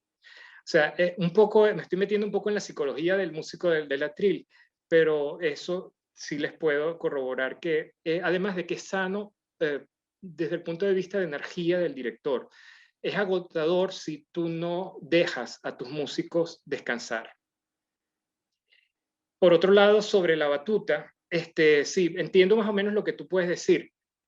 Volvemos a caer en lo mismo. O sea, si la tienes aquí agarrada, ok, ¿qué es lo que tú puedes hacer? Puedes hacer ciertos movimientos con los dedos, ¿no? Pero si tú estás marcando música muy no expresiva, sino tac, tac, tac, quizá estos movimientos de muñeca te estorban. Bueno, volvemos a caer a la otra respuesta, es que la batuta es un elemento para usar versátil. ¿Qué te ayuda? Si tú la agarras así, tú puedes usar esta parte de la muñeca, ¿ves? Puedes causar unas ondas muy interesantes aquí, ¿no? Y la visión del músico desde el frente, puede ayudar, ¿ves? Pero es que todo depende de la música. Yo me acuerdo en el año 2008, un alumno que estaba en quinto semestre de dirección me preguntó que si podía decirle cómo eran los acentos en Franz Schubert. Y yo le dije, mira, muéstrame en qué partitura, muéstrame en qué momento concreto y te digo qué tipo de acento. Lo mismo te diría con el agarre de la batuta. Muéstrame en qué momento tú deseas usarlo de una u otra manera y corroboramos si es adecuada o no es adecuada. La música te va diciendo cuál tipo de agarre vas a preferir. Gracias, maestro. Continuamos con Miguel. Gracias. Buen día, maestro. Buen día a todos. Una pregunta, disculpe. En un momento cuando yo estudiaba música, veía, ¿no?, que una mano del director hace quironomía y la otra mano se dispone a hacer la marcación. Deseo preguntar si esto de marcar con una mano específica ya en las escuelas modernas se han cambiado. O sea que si yo deseo marcar específicamente a un sector de la orquesta, pero esta no está en la mano donde generalmente está la batuta, ¿puedo cambiar esa marcación a la otra mano y ¿es correcto esto o por un saber clásico, digamos, se mantiene con una sola mano? Disculpe. Perfecto. Gracias, Miguel, por la pregunta. Sí, esa es una de las primeras lecciones que uno tiene que hacer. En primer lugar, un requisito para la dirección es independizar las manos. O sea, hay que lograr que las dos manos sean absolutamente independientes. ¿Ok? Es como en cualquier otro instrumento. Tienes que tener habilidades tanto expresivas en la izquierda como en la derecha y habilidades rítmicas y metronométricas tanto en la derecha como en la izquierda. ¿Okay? Eso tiene que ser una unidad monolítica. Ahora, la escuela, y en eso uno la debe enseñar por ahí, o es muy importante, es que la mano donde tú agarras la batuta, o la mano, debe haber una mano que dé a la orquesta el pulso y el ritmo exacto y el esquema. ¿Ok? Normalmente es la mano derecha, porque aunque yo soy zurdo, por ejemplo, yo uso la mano derecha para agarrar la batuta cuando la agarro. A veces dirijo sin batuta, a veces dirijo con batuta. Depende de la obra. Pero mi mano derecha es la que procura siempre recordarle al músico en qué parte del compás está. Es la mano que mantiene un pulso interno, ¿ok? Que no hablo de velocidad, sino hablo de pulso, son dos conceptos diferentes. Y la mano izquierda es la mano expresiva, ¿ok? Se dice que la mano derecha es como los ladrillos que construyen la estructura y la mano izquierda es el frisado o la pintura que tú le vas a poner sobre esos ladrillos. Entonces, la mano izquierda, por tendencia natural, es la que va a recordarle a los músicos cuándo tiene que ser un diminuendo, cuándo la frase debe ser unida, cuándo debe enfatizar el sonido, etc. Pero es fácil de corroborar en internet y en la cantidad enorme de videos que hay de grandes artistas, donde las dos manos están actuando no en paralelo, sino de manera complementaria. Ilya Musin obligaba, y sus músicos lo pueden corroborar, sus alumnos pueden verlo, obligaba muchísimo a que las dos manos no hicieran nunca lo mismo, evitar eso. Y él lo hacía, él daba como ejemplo la siguiente, bueno, no metáfora, la siguiente historia. Él decía, imagínense que están en el lago de los cisnes y sale la prima bailarina haciendo su papel y sale corps de ballet haciendo exactamente lo mismo que hace la prima bailarina. O sea, como si fuera una sombra. Dice, si eso ocurre, uno de los dos está sobrando.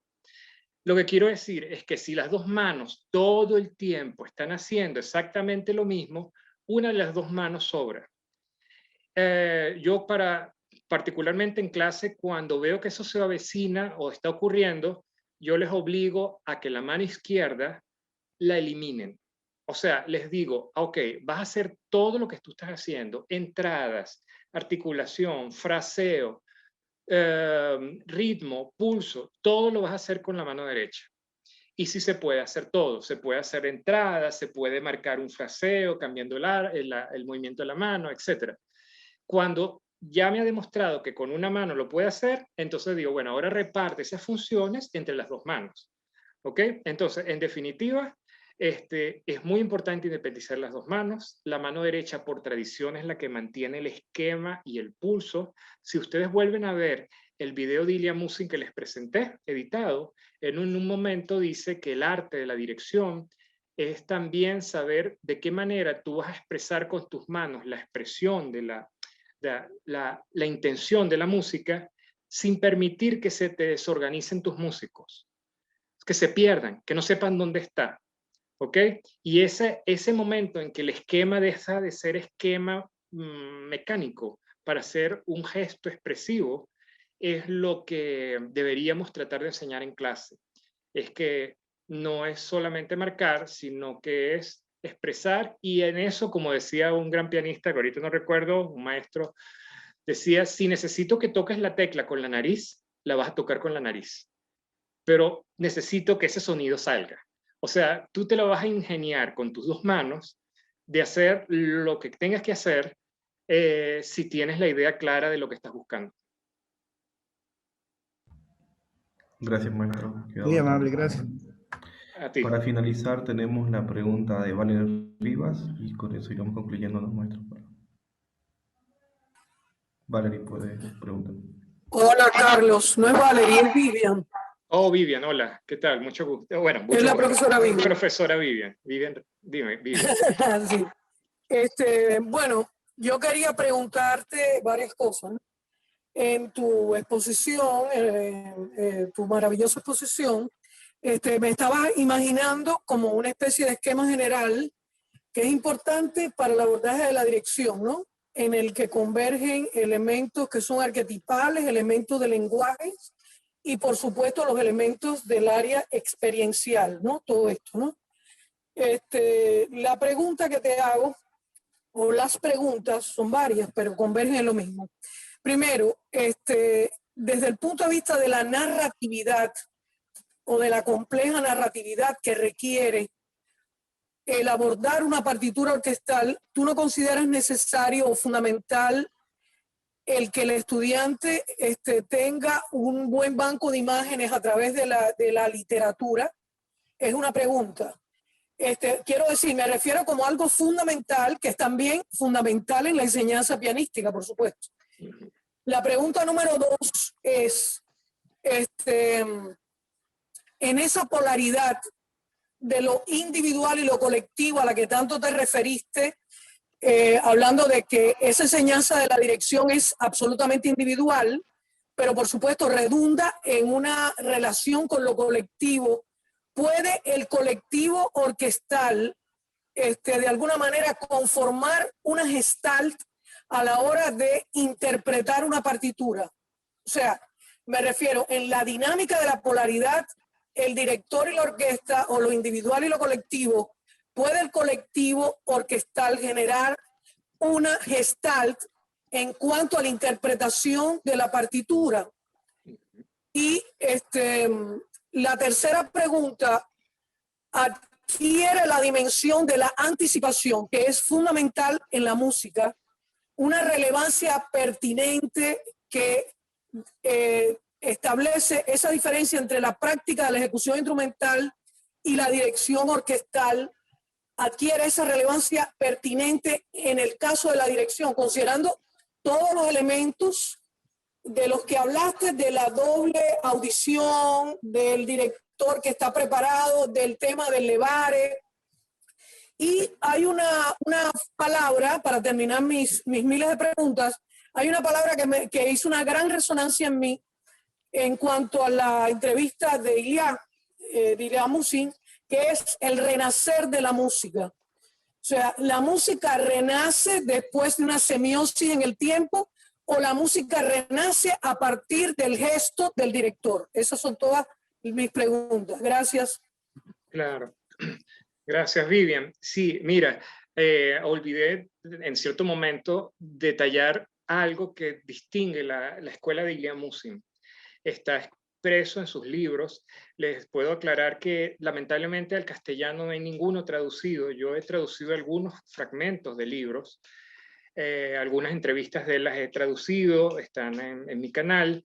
Pero hay algunas investigaciones sobre la escuela de Ilya Musin en inglés. Se han hecho tesis de grado, ustedes pueden googlearlo. Sobre todo hay una tesis que habla sobre cómo abordar la técnica de los recitativos por Ilya Musin. Y hay otra que trata de hacer como un resumen de los libros de Ilya Musin en un solo investigación. También está en inglés. Pero la técnica de la dirección de Ilya Musin se centra en la convergencia de las artes. Por eso es que en la gráfica que les mandé la había escrito pasión por las artes. Si eres un músico que solamente ve música y quieres ser director, te va a ser muy complicado, porque particularmente para Ilya Musin en la dirección converge la danza, la plasticidad del bailarín. Él lo dice en clase, él lo dice en videos que están grabados, él dando clase, dirigiendo Rimsky-Korsakov, Scheherazade, dice, tú eres aquí un bailarín, tú tienes que bailar la música. Cuando dice bailar es que los gestos de la mano son equivalentes a esa música. Y por otro lado, todo lo que es la escuela teatral de Stanislavski. El método Stanislavski para él es fundamental. ¿Qué quiere decir eso? Es que tú revives cuando él dice, hay que sentir con todos los poros la música que estás dirigiendo. Eso tiene que ver con el método Stanislavski de teatro, donde el director tiene que revivir el lamento, la marcha fúnebre, la tragedia, el asesinato, la melodía amorosa, y sentirla y volverla a hacer, volverla a recrear. Y por supuesto, la poesía es una de las artes más elevadas, o sea, en el aspecto de que es tan a veces subjetiva de comprender como es la música. Un poema tú lo puedes reinterpretar muchas veces y siempre le vas a encontrar un buen poema, le vas a encontrar una manera diferente de una nueva alusión a otra época, a otro país, a otra realidad, y que comparte contigo en Latinoamérica coincidencia. Entonces, la poética del poema, de la literatura, también puede converger aquí. O sea, todo esto son herramientas de otras artes que la dirección son nuestras aliadas para enseñar la música. Yo recuerdo muy bien un video de la Deutsche Welle también que hablaban de Georges Prétré, otra vez algo de alusión. No era Deutsche, creo que era Simeon Bychkov, en Colonia, dirigiendo en Colonia Bruckner. Y entonces le preguntaban a uno de los músicos de la orquesta qué le había parecido. Y dice, mire, hay un momento donde Simeon Bychkov nos pidió que sonáramos el coro de cornos, o no recuerdo qué instrumento era, eso hace muchos años, pero lo importante es que él decía, él nos pidió que sonáramos como una luz blanca que se extiende hacia el infinito. Y esa metáfora nos hizo tocar de una manera impecable algo que nunca habíamos logrado. O sea, hasta ese nivel la imagen poética o la metáfora puede ser útil para un director, pero si tú no tienes activa una fantasía y la fantasía la requieres sumergiéndote en las demás artes, ¿cómo la expresas? ¿Cómo la dices? A mí no me sirve dirigir Bruckner y llegar y decir la misma alusión que hizo Simeon Bochkov, porque soy otra persona, tengo que buscar otra forma de expresar eso. Entonces, eso con respecto a la narrativa. Con respecto a lo colectivo, a lo individual, bueno, esa es una corriente muy actual de la dirección. Los maestros tipo Karajan, Toscanini, donde se les veía como que el ser supremo, donde cualquier cosa que se alejara de la interpretación de ellos era degradante, porque la figura del maestro de la dirección, bueno, era un maestro con una gran mayúscula. Eso ha quedado abolido, o sea, en la actualidad los directores no son así. Mi maestro siempre me animó a que cuando yo fuera a un primer ensayo, y sabiendo que la orquesta tiene cierto nivel, o sea, que no es una orquesta que le tienes que enseñar nota a nota, dice, tú dirige con la mínima cantidad de información interpretativa. O sea, dirige con los gestos más escuetos que tú puedas. Deja que la orquesta te proponga una interpretación. Y estoy seguro que hay cosas que tú ni te imaginabas que podías hacer así. ¿Cuál es tu misión luego? Es tomar algunos detalles de esos que has oído de tu orquesta y adaptarlos quizá a tu propuesta, que luego la vas a explicar, luego los vas a llevar por tu camino. Pero aquí jamás es la idea de que el director va a anular la voluntad de sus músicos. Recuerden aquella imagen que les puse, los músicos de su orquesta son 100% solistas que luego están tocando en una orquesta. Si tú a un solista le dices, tú no eres más solista, tú eres mi esclavo y tú vas a hacer solamente lo que yo diga, esa persona no te va a ver bien. Todo es convencimiento, todo es unificar orquesta, más director, más partitura, más ambiente, más sala, más acústica, todo va a hacer que esos elementos conjuguen y den la propuesta ideal del momento, de ese día, de esa semana, de esa temporada. 10 años después todo va a cambiar, pero en ese momento eso será lo más relevante. Con respecto a la preaudición, esa es la palabra correcta, preaudición. La preaudición se emplea en todos los instrumentos, en todos, no solo en la dirección. El momento del ataque del sonido, el momento de poner la mano antes de que empiece a partir el arco y que tú ya sabes qué tipo de sonido, el momento en que el arco está iniciando su movimiento, tú ya sabes qué presión, qué parte del dedo vas a estar presionando más, menos, qué parte del arco vas a usar. Todo eso es resultado de la preaudición. Ilya Musin recuerda que cuando él a los 95 años tuvo que dirigir por un homenaje que le hicieron en el Teatro Mariinsky, creo que dirigió Strauss, algo de Richard Strauss, a los 95 años, él le preguntan, ¿cómo le fue con la orquesta? Y dice, bueno, fue bien, un poco difícil porque la orquesta del Mariinsky, del Teatro Mariinsky, o la orquesta de la Filarmónica de San Petersburgo, no me acuerdo cuál de los dos era, ellos acostumbran a ir un compás antes.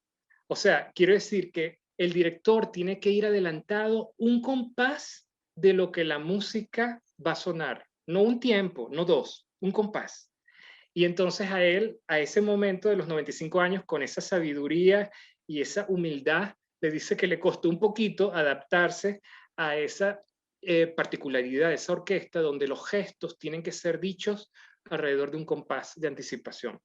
Entonces, esa es fundamental, la preaudición en todo gesto, en toda interpretación, sea cual sea tu instrumento. Y el renacer de la música, bueno, ya creo que con el maestro Alandia también se tocó un poco la idea de la música es un constante renacimiento y nosotros somos responsables de que ese parto, ese nacimiento, ese alumbramiento, para esa oportunidad sea lo mejor posible. Y entender que con la autocrítica, que fue otra de las palabras que destaqué, que todo en la música es perfectible, todo es cambiante. La música, gracias a Dios, no es un patrón inamovible, sino que es una total búsqueda, una permanente búsqueda de la mejor manera de expresar lo que otros han hecho en la partitura. Y bueno, con esto creo que cerré las preguntas del día de hoy. Y bueno, agradecer la oportunidad que me han dado de expresarme y espero que haya quedado algunos puntos claros y hayan sido útiles para el futuro. Muchas gracias.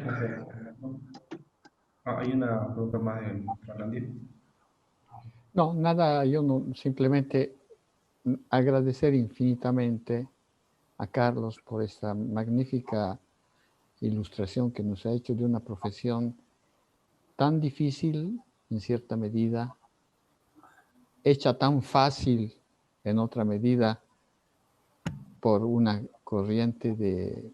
Es curioso, hay una especie de inflación de directores de orquesta y de compositores, porque a los compositores no les puedes discutir su obra, es la inspiración de ellos, no se puede hacer otra cosa que aceptarlas. Y los directores tienen siempre la excusa de que si sale bien es cosa de ellos y si sale mal es culpa de la orquesta. Entonces es bien fácil practicar estas profesiones con poco conocimiento y con mucha facilidad, o sea, facilonería, ¿no? O sea, no precisamente con los elementos que al contrario son elementos, no son complicados, simplemente serios, ¿no?